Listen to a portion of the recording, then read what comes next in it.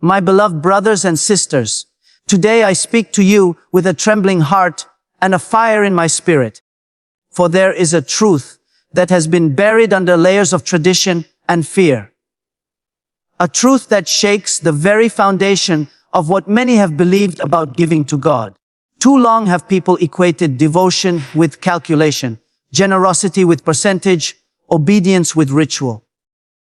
But the time has come for hearts to awaken, for eyes to open, for souls to remember. God does not desire your ritual. He desires you.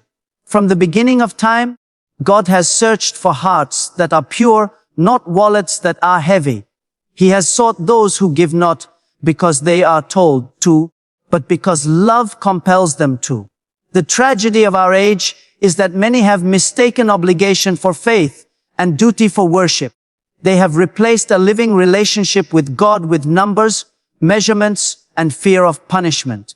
My friends, when giving becomes a formula, the spirit of worship dies. When devotion becomes a transaction, love loses its purity. Do you think the creator of the heavens and the earth, the one who fashioned the stars and holds the breath of all living things, needs a fixed sum of your earnings? Do you think God's greatness is measured by the coins in your hand? No, God owns everything already. He is not poor that he needs your money. He is not weak that he depends on your gifts. What he desires is the sincerity of your heart, the humility of your soul, and the obedience of your will. But what have we done? We have turned what was meant to be an act of love into a mechanical routine. Many give not because they love God, but because they fear the judgment of others. Many give not because they feel grateful, but because they want blessings in return. And so the heart of giving, the essence of worship, is lost. My friends, this is the danger of blind ritual. It kills the spirit of truth. It blinds the eyes of the soul. It turns faith into a market of exchange, where people give expecting to receive, and worship becomes a business contract rather than a sacred bond. God does not need your offerings. God wants your heart. The greatest offering is not gold or silver. It is the surrender of your ego. It is the willingness to say, God, all that I have, all that I am, belongs to you. That is the highest form of giving, not a tenth, not a token, but total devotion. The shocking truth is this: when you give out of fear, it is not worship, it is bondage. When you give to impress others, it is not generosity, it is hypocrisy. When you give expecting something in return, it is not faith, it is transaction. God sees beyond the surface. He reads the intent of your heart. He knows whether you give with love or with calculation. True giving is born from gratitude, not guilt. It flows like a river from the soul that has tasted God's mercy. It is never forced, never measured, never counted. It is spontaneous, alive, and joyful. For when you truly know God, giving is not a burden. It becomes a celebration. Look at those who chase rituals without spirit. They may give much, but their hearts remain cold. They may fulfill every rule, yet feel empty within. Why? Because they have missed the essence of faith, the connection with God himself. You can follow every tradition, every command, every external rule, and still be far from the heart of God if your soul is not humble before him. There are people who have little, yet give everything, not in numbers, but in spirit. A poor man who gives 1 coin with sincerity gives more in the eyes of God than a rich man who gives thousands with pride. The value of your giving is not measured in money. It is measured in love. Do not let anyone deceive you into believing that God's blessings are bought by percentages or paid through routine. God is not a merchant. He is your master, your creator, your sustainer. His mercy is not for sale. His love cannot be purchased. He blesses whom he wills, and he withholds as he wills. The key to his generosity lies not in your calculation, but in your surrender. When you give with a pure heart, unseen by others, not seeking praise or reward, that is true worship. when you give even when no one asks, when you help the needy because compassion moves you, when you feed the hungry because their pain disturbs your peace. That is when God smiles upon you. Many people today live with the illusion that by following rituals, they can control the will of God. They think that if they give a fixed portion, success will automatically follow. But God cannot be manipulated by formula. You cannot bargain with the divine. You cannot buy blessings. You can only receive them through faith, through humility, through devotion that comes from the depths of your being. Let your heart be the altar, not your wallet. Let your faith be your currency, not your fear. Let your love for God be the measure of your giving, not the percentage written in old tradition. When your giving is inspired by love, it is limitless. When your generosity flows from compassion, it becomes a light that reaches the heavens. My brothers and sisters, this message is not a call to stop giving.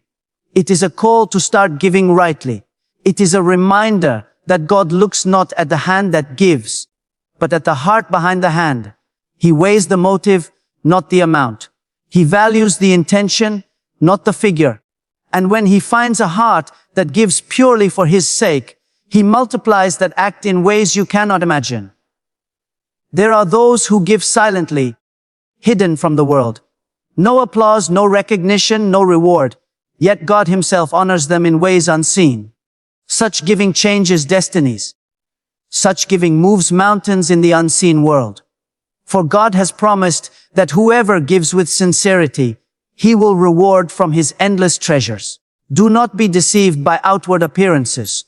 True wealth lies not in accumulation, but in contentment. True prosperity is not the size of your possessions, but the peace in your heart. There are people with abundance who still live in poverty of spirit. And there are those with little who walk like kings because God's light fills their souls. When your giving comes from love, it purifies you. It cleanses your heart of greed and pride. It reminds you that everything you own is a trust from God, not a possession. You are not the owner. You are the caretaker. And when you understand this truth, giving becomes freedom. It liberates you from the chains of materialism. It teaches you to live not for self, but for purpose. Those who give out of fear never taste the sweetness of true worship. Those who give with calculation never feel the joy of divine connection. But those who give from love, they know what it means to walk in the light of God. Their souls radiate peace. Their hearts overflow with contentment. They live not for worldly applause, but for the silent smile of God upon them. The tragedy of our time is that many have replaced sincerity with systems, compassion with competition, and devotion with display.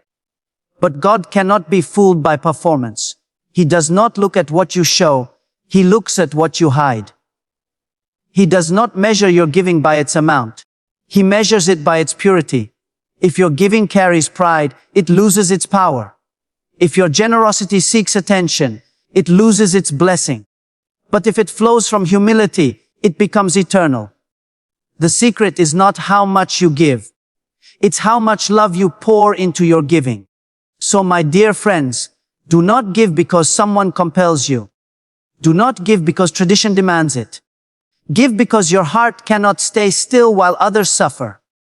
Give because your soul finds joy in sharing. Give because you have tasted the kindness of God and cannot help but reflect it upon the world. Remember, your giving should never be a replacement for your relationship with God. It should be the expression of it. When you give from that place, even a small act becomes monumental. Even a quiet gift becomes a roar in the heavens. For God does not count. He weighs. Let your giving be a secret conversation between you and your Creator. Let it be an act of love so deep that even you cannot describe it. Let it be the language of your gratitude, the melody of your faith. And when you give like that, every act becomes a prayer, every offering becomes a bridge to the divine. When the heart gives without calculation, It mirrors the nature of God Himself. For God gives without limit, without expectation, without pause. His generosity sustains creation every second, yet He asks for nothing in return. He gives life to the thankful and the ungrateful alike, and His mercy covers both the righteous and the sinner. So tell me, my brothers and sisters, if God, the most generous, gives so freely, how can we reduce our giving to mere routine? Should our devotion be limited by numbers when His mercy has no measure? True giving is not about the amount that leaves your hand. It is about the love that leaves your heart. When your giving becomes an act of remembrance, every coin becomes a prayer, every act of kindness becomes a seed that grows into divine favor. God sees not how much you give, but how much it costs your ego to give it. If your giving humbles you, it is blessed. If it inflates your pride, it is poisoned. Too many hearts today are chained to the illusion that obedience to God is a checklist, that spirituality is a routine to be completed, that generosity is an equation to be solved. But no, the truth is deeper. Faith is not mechanical. Devotion is not numerical. God cannot be pleased by empty hands that carry proud hearts. He desires humility, sincerity, and the willingness to surrender completely to His will. Do not let the world teach you that devotion can be measured. Do not let people convince you that spirituality is about outward display. For what God treasures most is not visible to the eyes of men. It lies in the hidden corners of your soul, in the moments you choose compassion over comfort, forgiveness over pride, and truth over convenience. The real offering God seeks is the transformation of your heart. When you let go of greed, that is giving. When you forgive those who wronged you, that is giving. When you speak kindly even when hurt, that is giving. Every time you put goodness before selfishness, you are offering something sacred to God, an offering far more valuable than gold. You see, material giving is easy. Spiritual giving costs something. It costs pride, it costs patience, it costs your comfort. But it is that inner sacrifice that God cherishes most. A single tear shed in sincerity is more precious to Him than 1,000 gifts given for show. When you give to please people, your reward ends with their praise. But when you give to please God, your reward begins with His mercy and never ends. And what can compare to the reward that comes from God Himself? His treasures are unseen, His gifts eternal, His recognition everlasting. Many people live their entire lives trapped between guilt and greed, giving not out of love, but out of fear. Fear of not being blessed, fear of being cursed, fear of breaking a tradition. But God does not want you to give from fear. He wants you to give from faith. Fear imprisons, faith liberates. Fear measures, faith overflows. When you give from faith, your heart expands until generosity becomes your nature and peace becomes your companion. Ask yourself this: what kind of giver are you? Do you give to relieve your conscience? Or do you give to please your Creator? Do you give to be seen? Or do you give to be purified? For every gift carries a spirit, and the spirit of your giving is determined by your intention. The greatest truth you can realize is this: everything you own belongs to God already. Your wealth, your time, your talents, all are gifts entrusted to you for a while. And He watches how you use them. Will you hoard them for yourself, or will you use them to reflect His light into the lives of others? Every possession is a test, every opportunity a mirror, showing what truly rules your heart: love for God or love for this fleeting world. If your giving does not change you, then it has not yet reached its purpose. For the act of giving was never meant to enrich others alone. It was meant to awaken the giver. It was meant to make you aware that you are a vessel of God's kindness, a conduit of His mercy, a bearer of His compassion in this world. When you give with a pure heart, you join the divine rhythm of creation itself. You align yourself with the way of God, who gives constantly. The rain that falls, the sun that rises, the air that you breathe, all acts of divine generosity.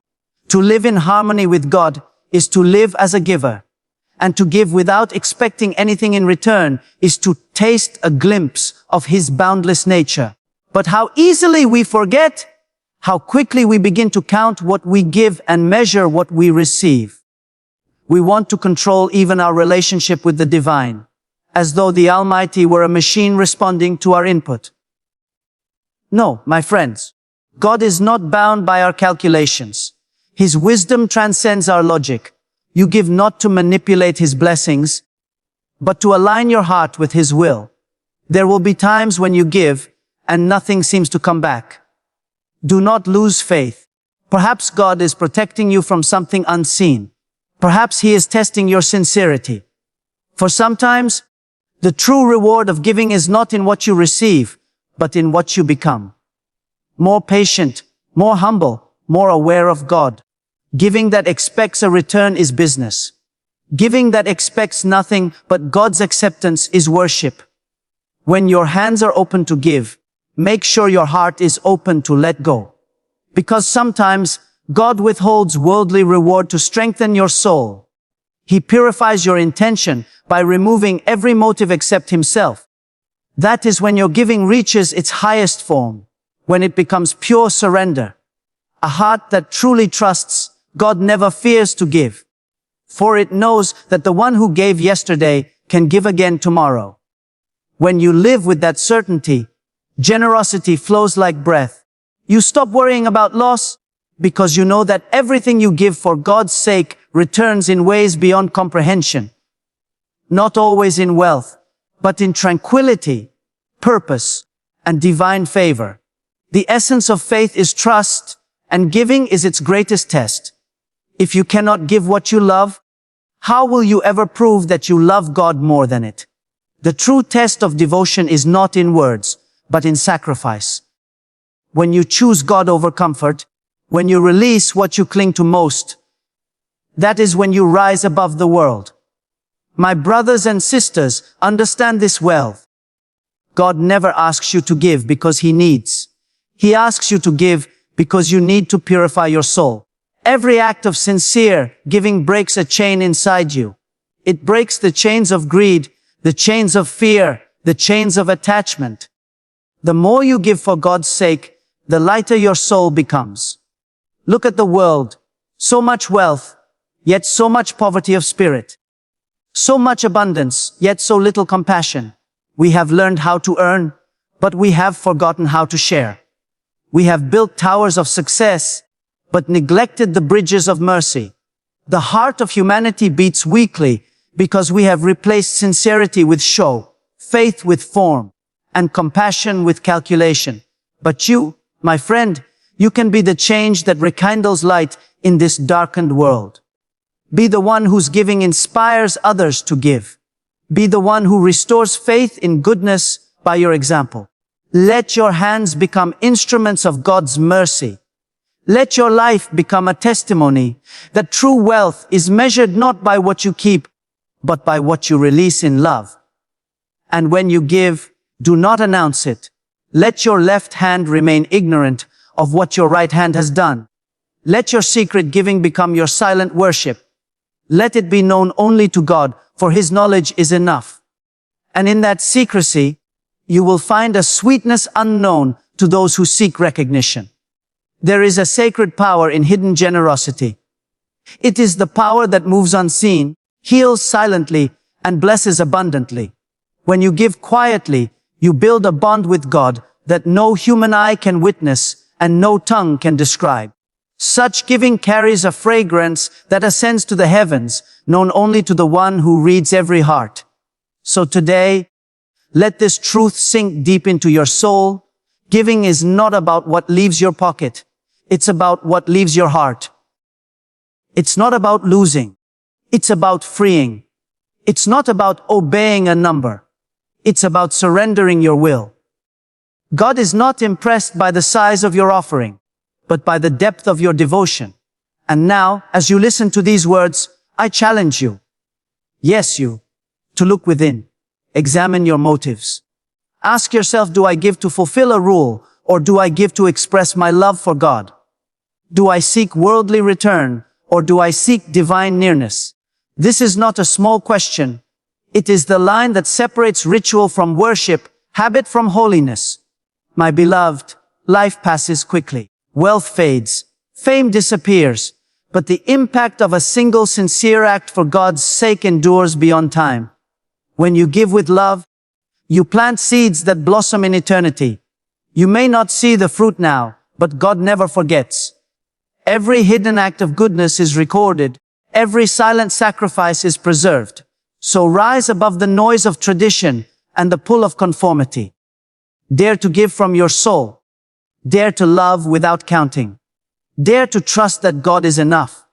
Let your giving become your worship, your generosity your prayer, your selflessness your path to divine nearness.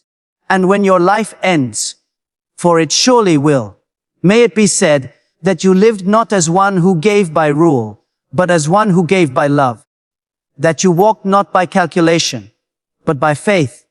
That you served not out of fear, but out of a heart burning with devotion to God. Let your last breath carry peace, knowing you spent your days reflecting the mercy of the one who created you. For in the end, nothing you own will follow you. Only the goodness you shared, the compassion you sowed, and the light you spread will remain. So give. Give with freedom. Give with gratitude. Give with love that expects nothing in return. And trust with all your being that God sees, God knows, and God will reward beyond measure. For the greatest truth of all is this: when you give everything for God, you lose nothing. You gain everything that truly matters, peace in this life and His closeness in the next. And now, my brothers and sisters, as these words settle upon your heart, I urge you to pause and reflect. Life is not measured by the wealth we gather, nor by the rituals we perform, but by the depth of our sincerity before God. Each breath you take is a reminder that time is slipping away, and with it, the chances to draw closer to the one who gave you that breath. What are you doing with the days God has entrusted to you? Are you living for the approval of people, or for the gaze of the Almighty who sees what no eye can see? Do not let your existence be consumed by routine. Do not let your devotion grow cold beneath the weight of habit. Today, God calls you not to give more, but to live more consciously for Him. To awaken from spiritual sleep and remember the purpose for which you were created. You were not made to chase after possessions, nor to fear the opinions of others. You were made to reflect the light of God, to walk as a soul surrendered in humility, and to live in truth even when the world stands against you. Examine your heart. Look at the life you are building. Ask yourself, does my way please God or please the world? Do I give from love or from fear? Do I act from conviction or from convenience? The answers to these questions will reveal whether you walk in sincerity or shadow. But take heart, for no matter how far you have drifted, the door to God's mercy is still open. No mistake is too great, no heart too hardened for God to restore.